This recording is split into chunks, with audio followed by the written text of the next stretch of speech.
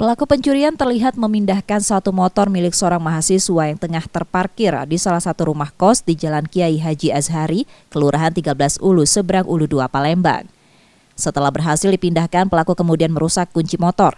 Aksi ini dilakukan dua pelaku yang satu lainnya menunggu di luar. Setelah motor menyala, pelaku kabur dengan motor curiannya. Laporkan apa ini? Kehilangan motor. Oh, motor itu diparkirkan di mana? Di Kos Anugrah, Lorong Pulau 13 Ulu. Oh, itu kejadian jam berapa itu? Jam 10.46 hari Rabu. Oh, itu kemarin. kosan tuh ada pagarnya nggak? Tidak ada. Oh, itu kok bisa masuk pelakunya? Dibuka. Dia pelakunya ada dua orang, yang satu muter beat, yang satu melaksanakan pengambilan motor tersebut.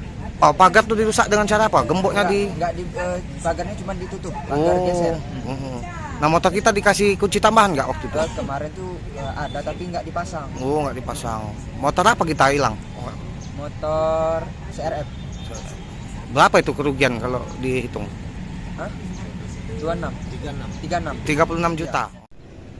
M. Rizky Al-Habsi, pemilik motor, menerangkan saat pencurian terjadi kondisi lingkungan sepi dan ia tengah bersama temannya di kamar.